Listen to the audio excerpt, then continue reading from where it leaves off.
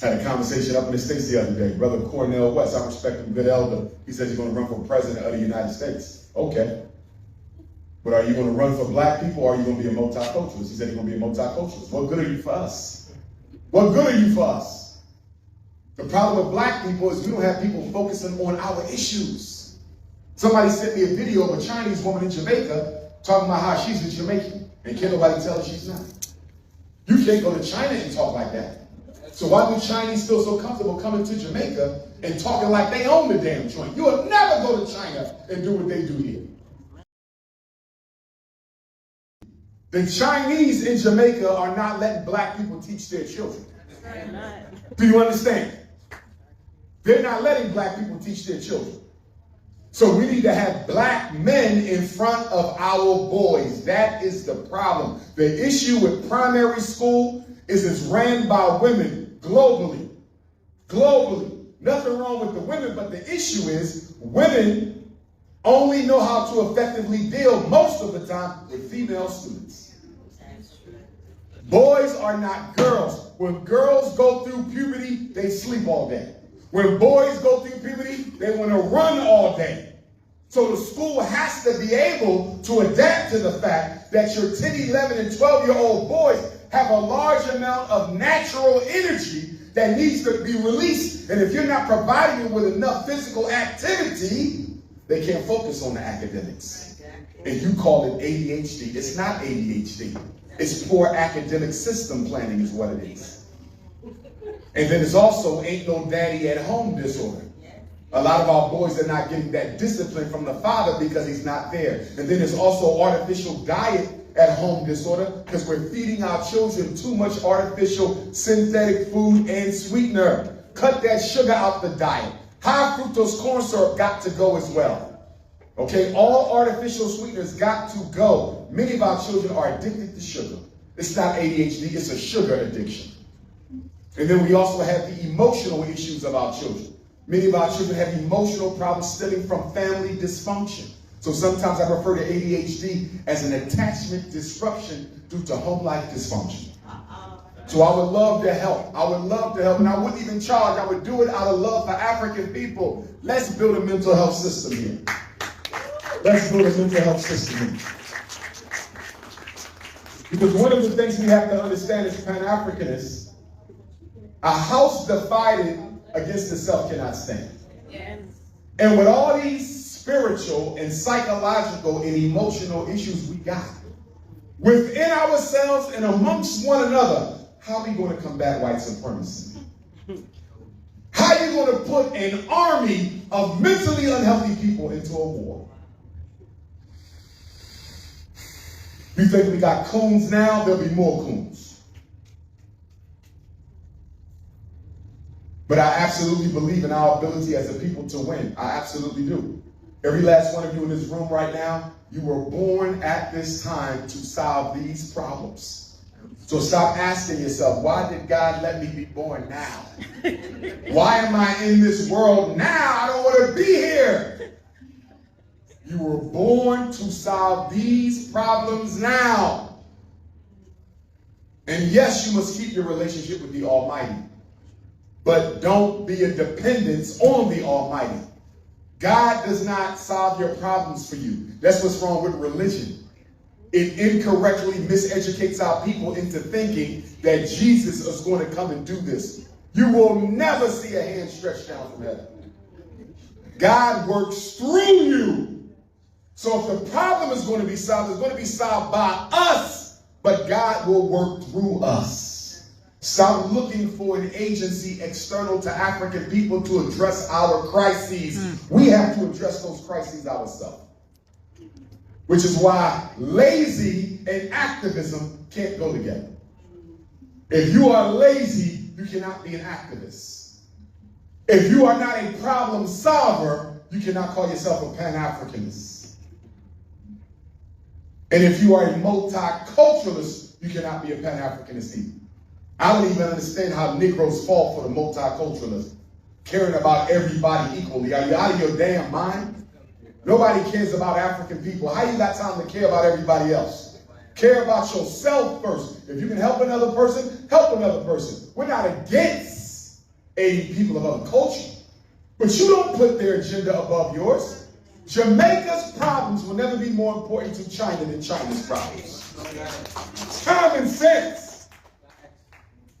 But the reason we're so brainwashed into loving everybody else except ourselves is because deep down inside of us, part of our post-traumatic slavery disease rests on a need to be validated by non-Arabs. We want Chinese to like us. We want white people to like us. We want Arabs to like us. We want East Indians to like us. We want the Russians and the British and the French. We want them to like us. And that's why we can't never get rid of white supremacy, because we're the only people in human history in need of a revolution where you need your enemy to love you before you can fight. It'll never win. We are too emotionally dependent on non-African people. 157 years out of slavery, and we still emotionally dependent on these white folks. Had a conversation up in the States the other day. Brother Cornell West, I respect him, good elder. He said he's going to run for president of the United States. Okay. But are you going to run for black people, or are you going to be a multiculturalist? He said he's going to be a multiculturalist. What good are you for us? What good are you for us? The problem with black people is we don't have people focusing on our issues. Somebody sent me a video of a Chinese woman in Jamaica talking about how she's a Jamaican, and can't nobody tell her she's not. You can't go to China and talk like that. So why do Chinese feel so comfortable coming to Jamaica and talking like they own the damn joint? You will never go to China and do what they do here. But it takes us to another problem we have. Black people around the world have been distracted with democracy instead of development. We don't need democracy. We need development. But they distract you. Who are you going to vote for, him or her? Who are you going to vote for, her and her? And then when you look at who financed both of their campaigns, they both financed by the same people dominating the rape in Jamaica. You ain't got no damn choice. The biggest lie I told the black people is the illusion of a choice. You ain't choosing. You're choosing personality, but you're not choosing policy. You're not choosing policy. Who running for office in Jamaica who will give African people control of the land? Who running for office in Jamaica who's going to give our children a fully financed education from K all the way to college? Who's running in Jamaica who's going to control the economic spread of the Chinese agenda and then empower the local Jamaicans with business loans and grants from the government to get our people involved in industry so we can push back on the Chinese explosion? That's who I want to vote for, but none of that is up for me. So what ultimately are you voting for? You're voting for a personality. You're voting for the person who's going to administer the oppression. Just like us in America, Democrats and Republicans, they got the same agenda when it comes to black people. Amen. It's the same agenda when it comes to black people. Ain't no difference. Go vote. The best thing you can do is vote. This is all a scam. Did the white man take America through the vote? No. Did the British take Jamaica through a vote? No. The world we live in is run on power, not elections. The world we live in is run on power, not elections. Biggest question I would have for the Jamaican parliament: how much more of the businesses and land you're going to allow the Chinese to creep up and steal? At some point, you have to stop it, or they will own the island. And you know why they will own the island? Because your government is not empowering you to own the island. See, it's either going to be immigrants, or it's going to be indigenous Jamaicans that are going to run the industries in the land. And if the government isn't empowering us with the finances we need to buy and operate, that automatically means the Chinese and the Indians will own the whole island eventually. Why? Because they're coming from China with a line of credit. They're coming from India with a line of credit. They're coming from Europe with a line of credit. So if the brothers and sisters on the ground in Jamaica don't have a line of credit to buy and own anything, you're automatically dictating that non-Jamaicans will run this island. It's the same thing everywhere I go. Everywhere I go, there's non-African people gaining a decisive upper hand over the land and the industries of Jamaica. I saw when Chinese were building 2 hospitals for Jamaica. One of them is a children's hospital. We're going to trust our kids to the Chinese? You're going to trust Chinese for Jamaican babies? Are you crazy? You think the Chinese are any different than the Europeans when it comes to black population control? A couple months ago, the Chinese said they was going to give Africa 2 million doses of the for free. You out of your damn mind. I'm going to take a Beijing concoction. I don't trust nobody of another race. Was nothing but a scam to kill as many elderly black people as they could. Look at all the elders you lost in Jamaica during COVID. Look at all the ones in America. You know why they did it? Because the United Nations predicted that, number one, Africa is going to be overpopulated in about 50 years according to white man's definition, not ours. Okay? And black women are going to be the largest population on the planet and the oldest living. So the white man say, we losing numbers, African people gaining numbers, so we need to get rid of some of these old black folks. And why don't the white man like old people?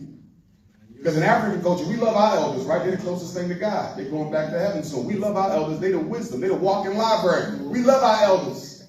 The white man don't want no old people. You know why? Because under capitalism, you as a living human being are only useful if you can buy or work. That's capitalism. Everybody on earth must be a customer or an employee. But when you get old and retire, Queen Mother, you ain't no customer. You don't need to buy a whole bunch. You just want to enjoy life now. You at a point where your love affair materialism is over. You just want to wake up, get a cup of coffee, and meditate on the sun. Elders don't work. And elders don't buy. But because they pay too much into the society, it's the society's turn to do what? Take care of the elder. White man said, we're not doing that. If we can exploit your labor or exploit your money, we don't need you. So they dropped, killed untold millions of black elders. Cicely Tyson, y'all remember her, the great black female actor? She took, died from it. How many of you remember Dr. Renoko Rashidi, grandmaster teacher, fellow Garveyite? He took the, went to Kennett on a group tour, died in Kennett. I can't believe Brother Renoko took that shot. I didn't think he would take it, but he took the shot. How many of you are boxing fans who remember the great, marvelous Marvin Hagler, middleweight boxing champion? He took the shot, he died. What about Hank Aaron, the great black baseball legend? He took the shot, he died. What about Colin Powell, former U.S. Secretary of State? He took the shot, he died. Every elder of prominence who took that damn near died. And I'm not even talking about all the ones I know of who now permanently in a wheelchair after taking it. I know people who are paralyzed after taking it. And guess what, brothers and sisters? They're just the beginning. They're coming down the pipe with most stuff. That's one of the reasons why they're pushing that LGBTQ. Because there's certain diseases that they're working on that will be most effective for a homosexual male who's going to be sleeping with a heterosexual woman.